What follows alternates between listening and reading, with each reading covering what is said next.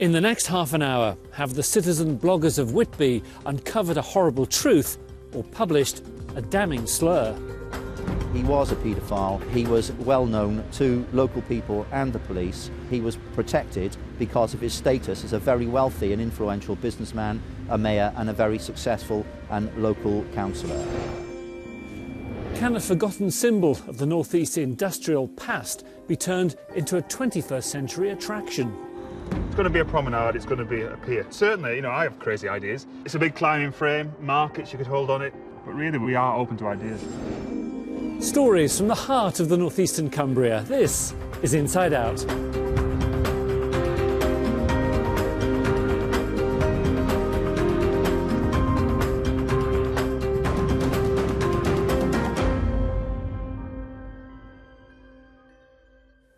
It began as an innocuous What's On guide for a pretty North Yorkshire town, but it's ended up creating a stink.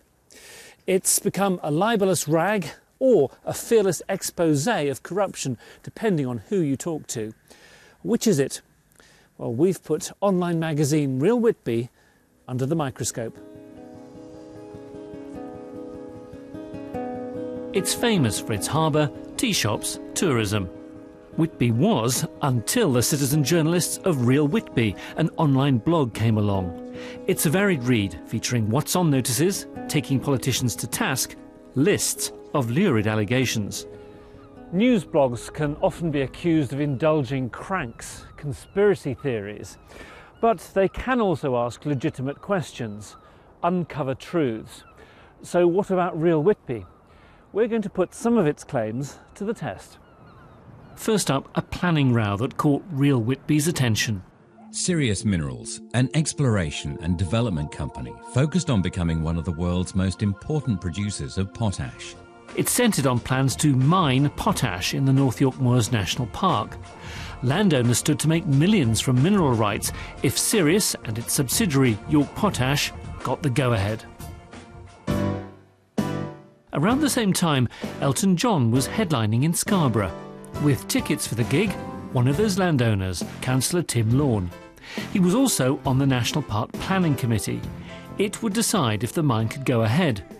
Real Whitby had a concern about his tickets.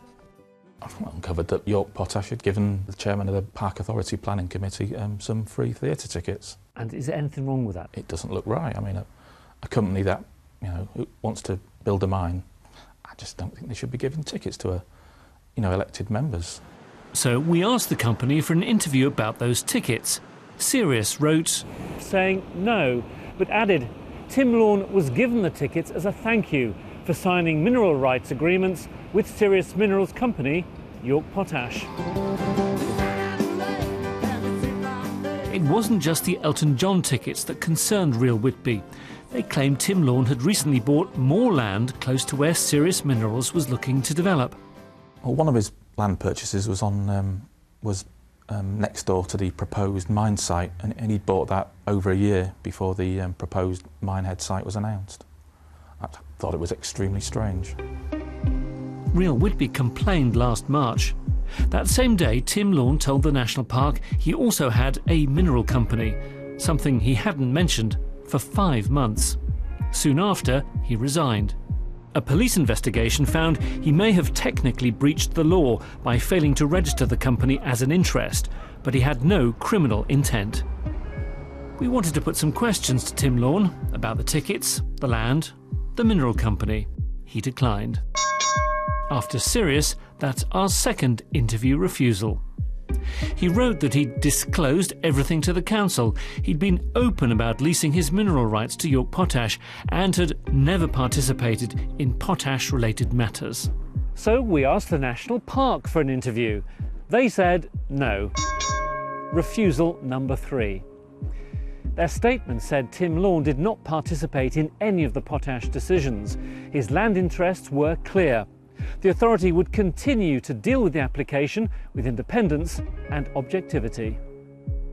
Was Real Whitby right to raise its concerns? On the face of it, yes. What they said checked out. They were right at least to ask questions. It's a pity we couldn't persuade anyone to talk to us about them.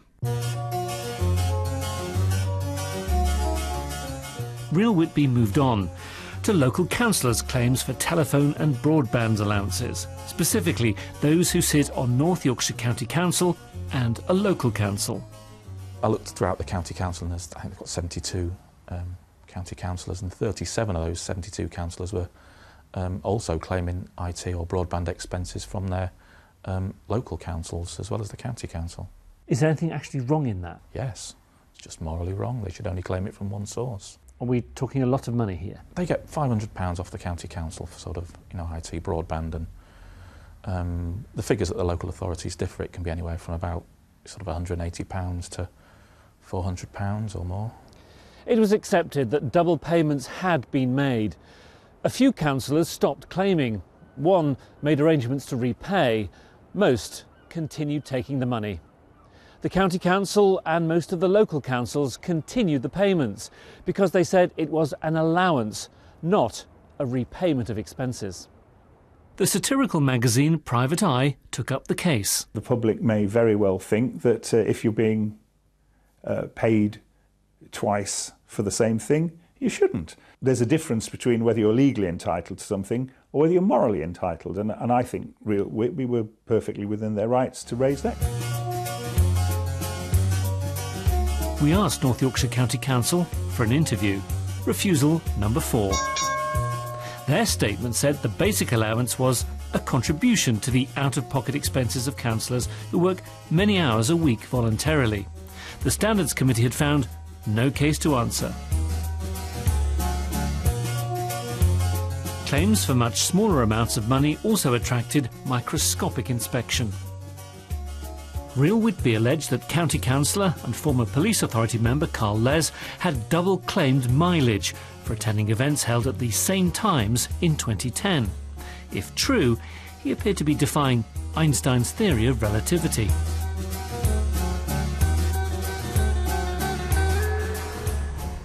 We checked.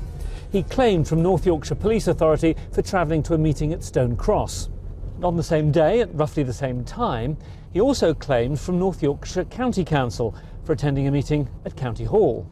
That meant he was travelling to the second meeting while simultaneously attending the first, and returning from the first meeting whilst also returning from the second. At some point, he may even have passed himself on the road. In total, claims for 661 miles. We contacted Councillor Les and got our 5th interview refusal. Mr. Les said he'd referred himself to the Council's Standards Committee and the police. The claims had been fully audited. He'd been at the meetings, but travel times weren't always recorded accurately. He'd repaid £34.43 and apologised for causing extra work. But is Real Whitby always right? It's claimed it carries other very serious, unsubstantiated allegations about individuals. Like other mainstream news organisations, we would not repeat them here. You're reaching some very serious conclusions, and it's claimed you're not actually backing these up with all the facts. Well, that's sheer nonsense. I mean, the articles, all of the articles are highly particularised. Very often, the majority of the information on which the articles are based is actually information that's in the public domain. I've got a couple of things wrong now and again, and I've had to correct those and apologise, but, you know. For those that you do accuse, do they have a right of reply? Absolutely. I mean, very often we've sent drafts to people in advance and said, we're going to publish an article that will be very close to this, have you got a comment to make? But actually it never happens. It just never happens. Nobody ever comes back and says, don't you dare publish that, that's not true. Do you stand by everything you've published? I have not published anything that I feel uncomfortable about in any way. Do you understand the risks you're dabbling with here? Probably not as well as I should understand them, I would say. Does that worry you? Yes. Does that still make you feel though it's worth doing? Yes, I believe that, you know, the information that we provide, it just isn't provided by any local media sources. You've got to remember that we're amateur bloggers, you know, we don't have any legal training in the art of being a journalist, and we're learning as we go. It's a steep learning curve. It's a very steep learning curve, and we're trying as much as possible to approach it in a reasonable and measured way. Bloggers are criticised for wasting time and money by bombarding public bodies with questions. Are they an expensive nuisance? Local councils are always moaning that people don't vote enough, they don't take enough interest. But when these blogs and websites do take a close interest and start scrutinising these people, they get very uncomfortable indeed, and sometimes resort to legal threats and so forth to try and have it all closed down. But if they get serious allegations wrong, shouldn't Real Whitby be subject to the law? Investigating their claims is costing councils tens of thousands of pounds. Last March, Scarborough Borough Council solicitor threatened Real Whitby with legal action. We immediately, all of us, went back to her and said, please particularise. What in particular are you suggesting that we have said that is untrue? Because if it is untrue, naturally we retract, we apologise most humbly, and we will publish a correction. We've never had a reply to that. Then it was claimed the council had tried to close Real Whitby down. At the time, the council said it hadn't. But this letter, sent earlier to Real Whitby's internet service provider, says the council requests you terminate Real Whitby's website hosting service because it's in breach of your own terms and conditions. Doesn't that mean shut it down? We asked the council for an interview and got our sixth refusal. Remember, these are public bodies refusing to speak. Its statement said it was not trying to shut down Real Whitby, but reminded its internet service provider it was breaching its terms and conditions by carrying malicious, harmful and abusive comments. It also said the website's inaccurate, misleading and defamatory content was self-evident and didn't need specific listing. I will sit right down, waiting for the gift of sound and vision. Recently, Communities Secretary Eric Pickles told councils to allow filming of their meetings. Last November, Real Whitby took him at his word and set about filming Seamer Parish Council. He's been encouraging members of the public to go along to meetings, to film them, to tweet them, and I think that this is in the best interest of democracy. We all do this to try and make our community a better place, and then people couldn't do that. It's fine then.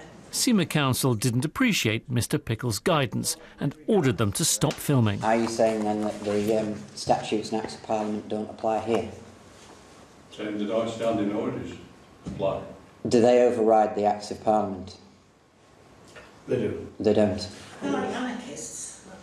The council was outraged and called the police. It's believed 6 officers turned up. Went to my supervision in Scarborough as well, who's confirming what this says. I haven't got the power to ask you guys to leave. It's a private club. They don't want any gate crashers. Seamer chairman Harry Smith still appears to be camera-shy. He said no to an interview. Refusal number 7. The council issued no statement and simply referred us to the National Association of Local Councils. Now, one of Real Whitby's most serious allegations, that former Scarborough Mayor Peter Giaconelli, seen here with good friend Jimmy Savile, was a child abuser. Councillor Giaconelli, what is sort of carry-on is this for a future Lord Mayor of Scarborough? He was a paedophile. He was well known to local people and the police for this, and that he was protected because of his status as a very wealthy and influential businessman, a mayor and a very successful and local councillor. True? We contacted some of Real Whitby's witnesses. We began with Trevor Harrington and caught up with him in Australia. He was 11 when he says Giaconelli assaulted him in his van. Once you finish work on a night time, Peter used to take us home in his van. And I wasn't the only one, there's quite a few of us. And I'll give you the tip, nobody wanted to sit in the front. That is definitely, everybody tried to get in the back, but there was that many. Somebody had to sit in the front. And they knew, when you sit in the front, Giaconelli's hands are wandering. One hand's on the wheel, and the other hand's playing with you, or trying to. And it didn't matter when you told him to off or off, leave it alone. He just laughed it off. It was a joke. It's just a joke to him. You knew it was going to happen. So yeah, everybody's aware of it, it's going to happen. So there's a feeling of trepidation, and I feel that. I can still feel that.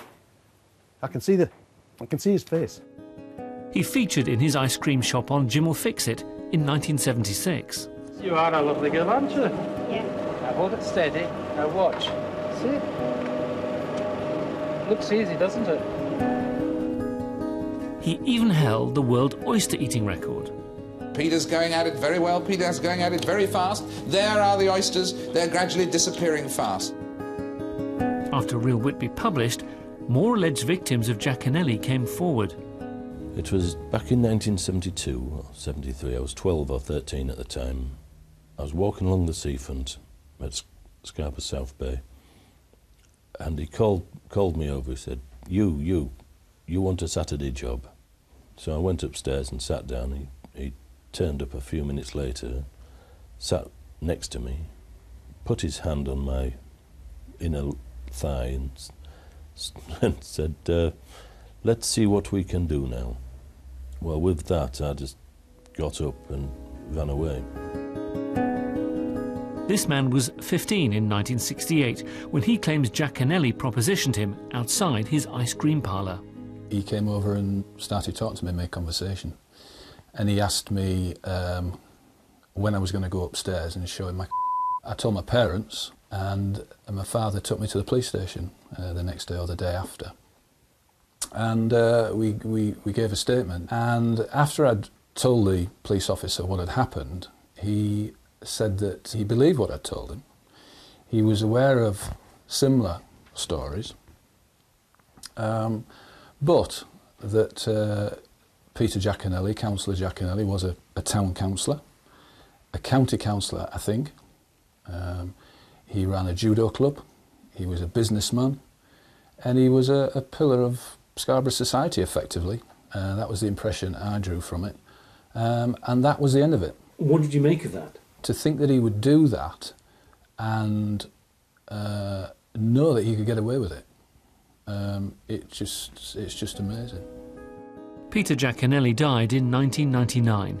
He's still listed as an honorary alderman of Scarborough. This is a dead man who can't defend himself, and you've made one of the most serious allegations possible, and you want his alderman status removed. Are you comfortable with that? Of course it's true that he can't defend himself, but neither can he be censured, neither can he be punished, neither can he go to jail. It's very clear that there is reason enough to believe that this is not a fitting figure to carry the status of alderman. We've spoken to 5 witnesses, from the 13-year-old boy who was assaulted in a gents' loo in 1951 to a 15-year-old who was grabbed from behind whilst trying to collect cash. They are all credible. But we've seen no compelling evidence of an organised cover-up or a paedophile ring operating here in Scarborough, as Real Whitby claims. The Borough Council says it's passed on allegations of abuse to North Yorkshire Police.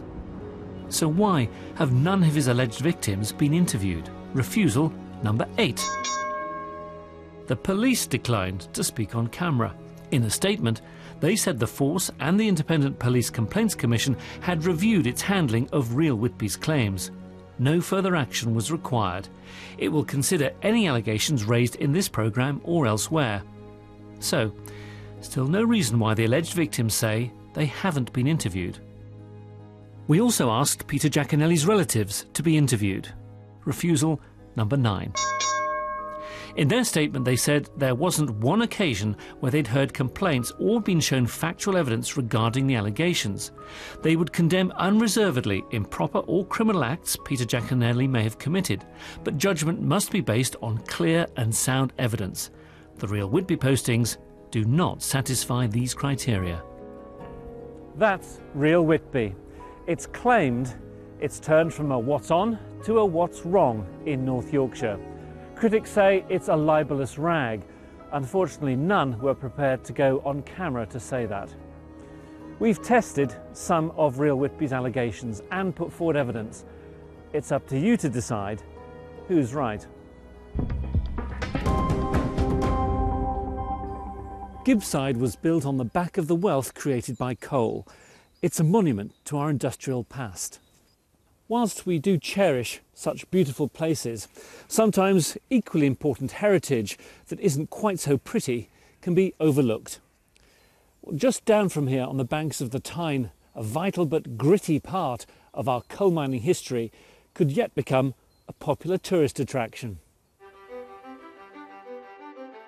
The Gateshead Staithes is the largest wooden structure in Europe built to load coal onto boats, but as mining in the region slowly declined, it was abandoned. But could there still be a future for the Staithes? A few months ago, I visited the man who's desperate to preserve it. Martin Hulse from Tyne and Wear's Buildings Preservation Trust was on tenterhooks as he was nervously waiting to hear if he'd secured the funding he needed. It's not certain this will ever happen, is it? It's not certain at all. It is on that risk register and has been for a decade. My job is to get it off that register. But yes, we need money, we need investment. Martin can relax. He's secured nearly £1 million worth of funding and work begins this month. Now, I will be looking at what the future holds here, but first I want to find out about the history. With the demise of the coal industry, Beamish Museum is one of the few places you can still get a feel of the industry that powered the nation. Why was the North East so important for the coal industry? Well, there are a number of reasons, but the primary ones are that we had good quality coal, very close to the surface, and most importantly, close to navigable water. So we were able to dominate the coal trade because we could get the coal fairly easily from the mine and onto navigable water, and it was being shipped to various ports, but mainly to London. London was the big market. So our success was because we could ship it out? We could ship it out. But getting the coal onto boats was no easy task. Vast wooden structures called staithes, strong enough to hold trains laden with coal, appeared all over the North East. Stafford is one of the privileged few to have visited the staithes in Dunstan while it was still working. So really impressive, the scale of these staithes. Yes, they were designed for huge throughputs. So how do the staithes actually work? Well, the wagons were brought down to the staithe and they were manoeuvred often by hand, incidentally, with hand brakes and so on. When the hand braked the wagons down, they were screeching, and they opened the doors of the wagon, the coal clattered down into a hopper, then it clattered down into the ships. The aim, generally speaking, being to increase the speed of loading of the waiting ships.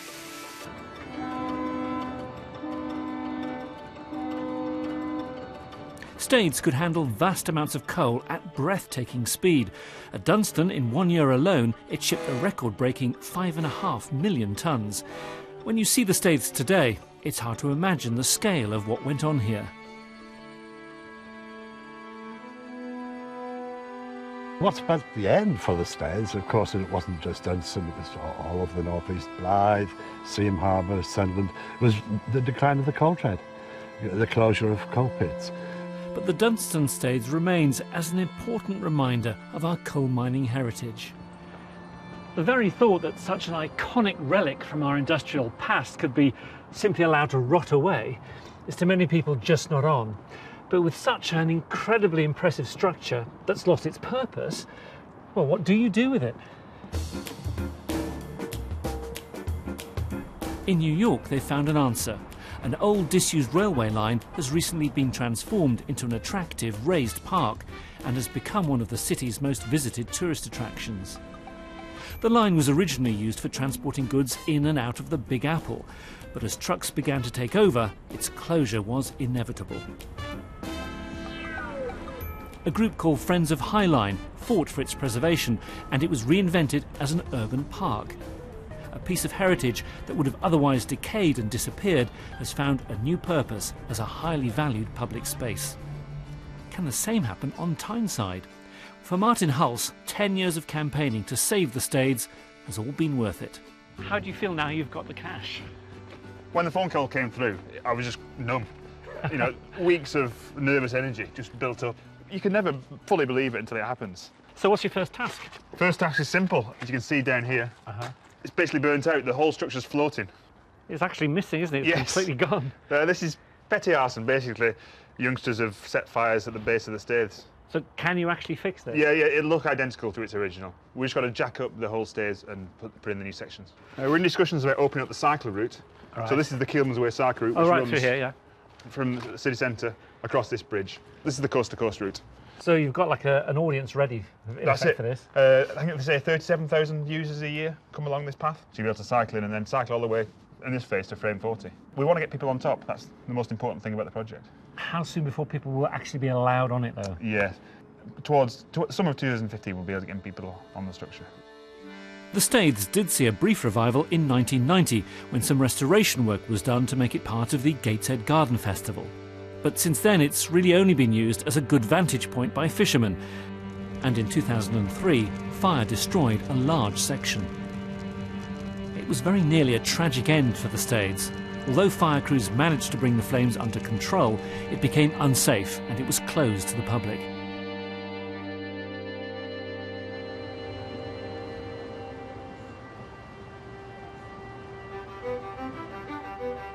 Out of the ashes comes a chance to let the imagination run wild. On board are structural engineers, architects, and a professor of fine art. Today's trip is mainly to look at the structure from this side of the river. Quite large sections of the Dunstan Staithes have been damaged by fire, and this is the area actually I would like to concentrate on for my art piece. Wolfgang is hoping that an artwork here at the Staithes will ignite new interest in the structure and leave a lasting legacy. Through the installation of the artwork, we hope to raise a debate or discussion about sustainability and how to deal with difficult heritage, how to sustain that, how to make it meaningful again. We need to survey the condition of the tops of all these piles, and so we need to get some sort of dimensions as surveys so we can draw a plan of where they are, and then we can think about where one might anchor for a bridge to go across. We are just at the beginning of our research, so I can't really tell you what it will look like. But it's not so much important for me what it looks like, it's more what it does. And we hope that it really brings together the communities and make the Staithes again alive, you know. The artwork will be created by local students and will be open to view in the summer of 2015. It'll become part of the story of the Staithes restoration. But what are the longer-term plans? You know, it's going to be a promenade, it's going to be a pier. People are going to be able to walk along the top, to cycle along it, enjoy it. But we've got to be more innovative than that. We've got to really bring purpose and use back to the structure. So you're open to ideas, are you? Certainly, you know, I have crazy ideas. It's a big climbing frame, markets you could hold on it. You could install some big solar panels on the top, make power, make money. People talk about the High Line in New York as an example. Yeah. And that's the level of ambition you've got to have. But really, we are open to ideas. I mean, you really want the community involved in this, don't you? That's it. It's people in Gateshead, people in Newcastle, people across the river, team there. We want to work them all and find out what they want to see happen. So, what do you think should happen to the Staithes? Now's your chance to share your vision. Just go to my blog. That's bbc.co.uk/Chris Jackson. And that's it for another show. Next week, can a multimillionaire businessman foster a better way of looking after kids? I'll see you next Monday. Till then, from Gibbside, good night.